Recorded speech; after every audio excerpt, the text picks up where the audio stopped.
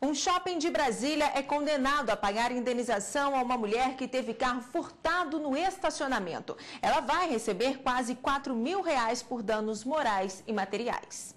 O caso aconteceu em julho deste ano. Elisa Braga visitou um shopping onde fez compras. Depois, resolveu ir ao cinema em outro shopping, onde deixou o carro em estacionamento com um manobrista. Quando foi embora, percebeu que o veículo estava arrombado e as compras haviam sido furtadas. Eu fui até o segurança mais próximo que estava do carro e relatei que meu carro já estava aberto, né, e que tinha ocorrido o furto. Ele foi até meu carro, tirou fotos e disse que eu poderia ir embora, que iria pegar só meu nome e telefone, que olharia as imagens e depois me retornaria. Veio o chefe da segurança dizendo que tinha visto as imagens e que tinha 100% de certeza que o furto não tinha ocorrido lá e que eu estava mentindo. O transtorno foi parar na justiça e o shopping Iguatemi de Brasília vai ter que indenizar a consumidora em R$ 3.000 por danos morais e mais R$ 1.700 por danos materiais. Eu entrei mais justamente pelos danos morais, porque me trataram de forma, né, não tem nem palavras como dizer, porque me julgando de mentirosa, dizendo que ia chamar a polícia para mim, sendo que eu sou consumidora e tinha consumido. A sentença é do 2º Juizado Cível de Sobradinho, cidade satélite de Brasília, e ainda cabe recurso. Mas a juíza que analisou o caso usou os mesmos argumentos do Superior Tribunal de Justiça em uma decisão anterior. Quando é violado o dever da guarda, o estabelecimento comercial deve ser responsabilizado, e tanto faz se o estacionamento é gratuito ou pago. Em seu favor, o shopping tentou argumentar no processo que as compras não tinham sido feitas no estabelecimento e, portanto, não tinha responsabilidade sobre o furto. O advogado conta como foi comprovada a razão da estudante no caso. Na verdade, a questão foi mais fática, porque eles estavam contestando a entrada e a saída nos horários que a consumidora, né, a Elisa Helena, ela teria dito que teria entrado no shopping para fazer o seu passeio, etc. Mas ela tinha os cupons fiscais da entrada e da saída que demonstravam cabalmente que o furto foi realizado naquele momento, de acordo com o boletim de ocorrência. Eles estavam contestando justamente a presença dela no estacionamento no momento do furto. Agora uma coisa é certa, desde então, Elisa nunca mais teve tranquilidade ao deixar o carro em estacionamento de shopping. Eu não deixo mais sacola dentro do carro e quando eu volto, eu abro o porta-mala para verificar se Stephanie nos encontra lá. Bom, e para falar sobre o assunto, nós recebemos aqui no estúdio o advogado Humberto Valim, especialista em direito do consumidor. Boa tarde, doutor. Bem-vindo ao Jornal da Justiça. Bom, independentemente do que tenha ocorrido no estacionamento, tanto o shopping ou quem é responsável pelo estacionamento demora um pouquinho para resolver, ou seja, não resolve de imediato. A solução é o quê? Procurar a justiça? Sim, o direito não socorre aos que dormem. O melhor é o consumidor, munido de todas as provas, recorrer sim. E na grande maioria dos casos, no próprio juizado especial se resolvem esses casos. Pois é, o estacionamento sendo pago ou não, ele tem responsável pelo que acontecer lá dentro, né? Independente se é pago ou se por cortesia, a partir do momento que você estaciona e o empresário, o lojista, o dono do shopping usa esse estacionamento como vantagem, um diferencial para atrair consumidores, ele é responsável por vigiar e por guardar o seu veículo. E outros sinistros acontecidos no estacionamento? Por exemplo, um terceiro vai e bate no meu carro e foge. O que acontece? O estacionamento vai ser responsável por isso ou não? Ele é responsável pela guarda. Se não é possível identificar o terceiro, o shopping, a loja, o estacionamento, enfim, ele é solidário e responde pela recuperação, por arranhões, eventuais furtos, enfim. Uma vez o veículo estacionado nas dependências da loja ou do shopping, o dever de guarda e vigilante é total do estabelecimento. Pois é, mas aí no caso de uma batida, quem bateu vai ficar de alguma forma impune? Não sendo possível a identificação de quem bateu, ele vai ficar impune, mas o shopping se responsabiliza, o dono do estacionamento se responsabiliza e se vier a identificar esse terceiro, poderá sim entrar com ação regressiva de cobrança desses prejuízos de quem de fato causou o dano. Pois é, eu teria o direito então de solicitar ao shopping as imagens do circuito de segurança deles para tentar verificar a placa daquele veículo? Poderia sim. A forma mais simples é acionar o shopping e que o shopping, se tiver essas imagens, né, que localize, que identifica, que até aponte no processo, eventual processo, este causador, para que ele venha a ser punido. Bom, e agora vamos responder a uma pergunta gravada nas ruas sobre o tema de hoje. Vamos ouvir. Eu sou Edson, sou corretor, e eu queria saber se o shopping é obrigado a cuidar do meu carro, mesmo avisando que ele não se responsabiliza.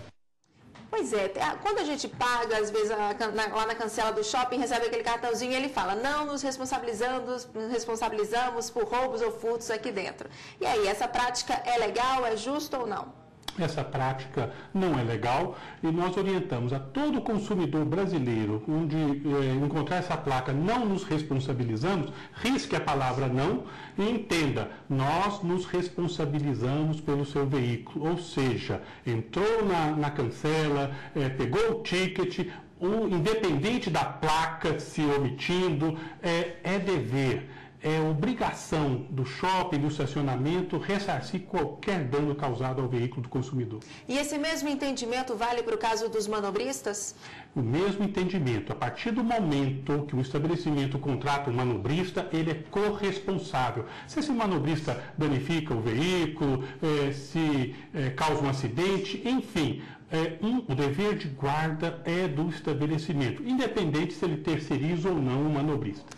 Agora, e se eu perder esse cartãozinho, esse ticket de estacionamento, o shopping pode me cobrar o valor pela perda desse cartãozinho? Pode. Se o cartão não for um cartão de papel, for um cartão com chip, de plástico, ele pode cobrar o custo do cartão.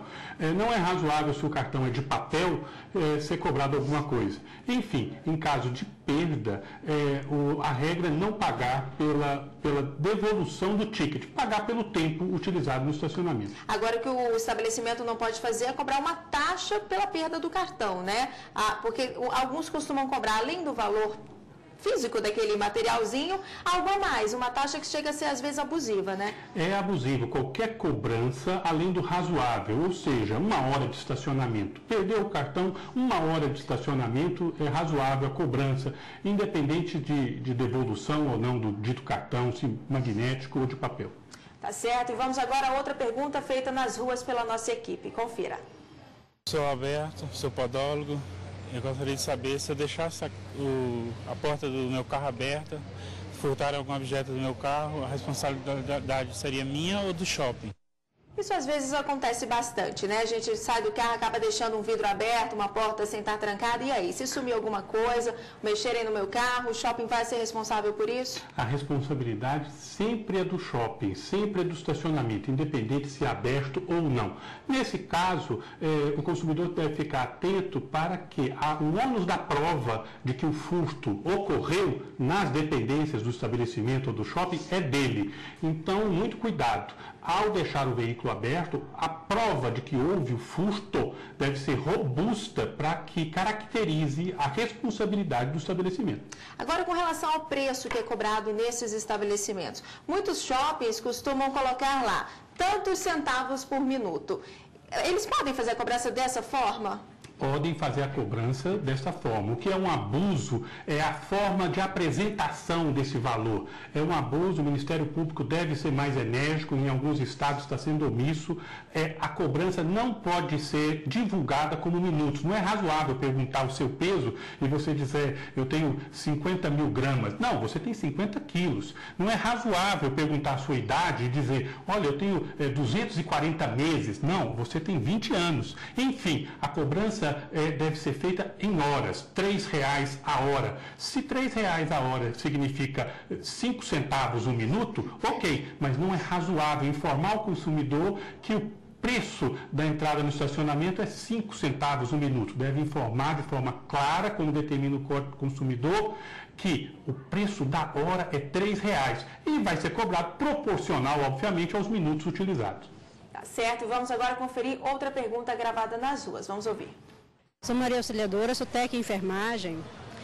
Se chegar ao shopping, no estacionamento, deixar meu carro e arranhar meu carro ou furar os pneus, o shopping também tem culpa?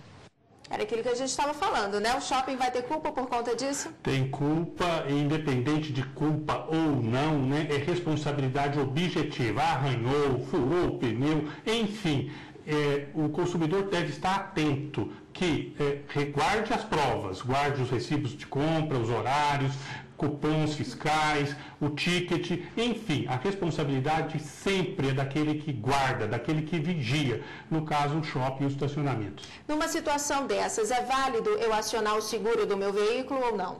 É válido e veja bem, se houver algum pagamento de franquia, este pagamento, qualquer dano, no caso, uma recomposição dessa franquia, deve ser imputada ao estacionamento, ao shopping, enfim. O estacionamento é responsável, em eventual caso, até pelo pagamento da franquia. Pois é, aqui na nossa entrevista a gente abordou mais a questão dos shoppings, estabelecimentos comerciais. Mas e num condomínio? Quando um sinistro acontece no estacionamento dentro de um condomínio, na garagem de um prédio, o entendimento é o mesmo ou não? Depende.